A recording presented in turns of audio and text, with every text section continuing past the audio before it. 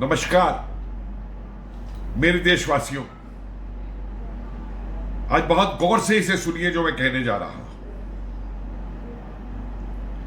इस चुनाव के दौरान कान फट गए हैं ये सुनते सुनते कि अगर मोदी जीत गया तो भारत का संविधान खत्म हो जाएगा, भारत का संविधान बदल दिया जाएगा। और कौन चिल्ला रहे हैं ये?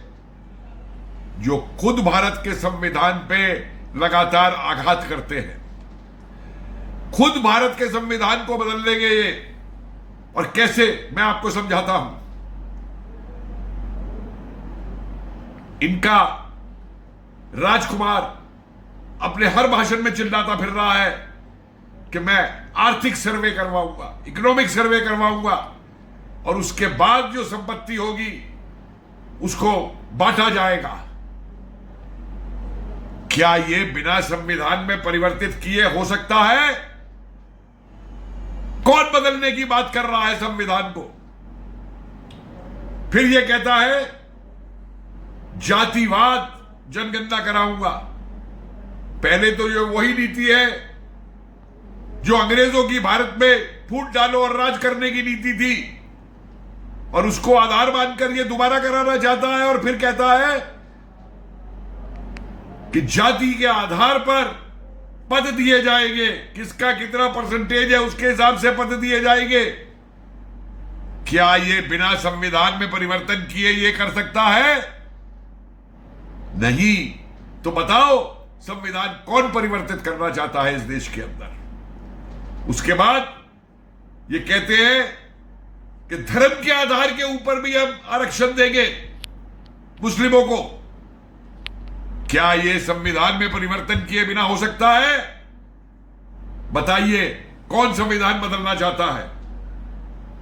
चीन और पाकिस्तान के लिए रोज बैटिंग करना, क्या वो संविधान के हिसाब से है?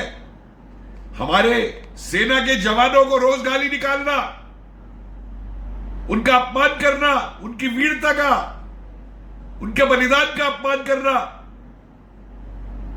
क्या संविधान हमको ये अधिकार देता है? जितने अलगाववादी थे कश्मीर के, उन सबको इन्होंने गले से लगाया। क्या वो संविधान के अनुसार है? क्या ये संविधान का आचरण करते हैं? जितने घोटाले इन्होंने किए, क्या संविधान कहता है कि घोटाले करो? क्या संविधान ये अधिकार देता है कि तुम प्रधानमंत्री को चोर चोर कहते फिरो?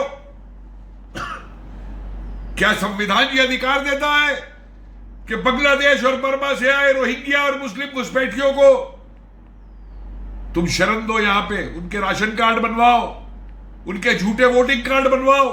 क्या ये संविधान कहता है कि इन घुसपैठियों की मदद करो?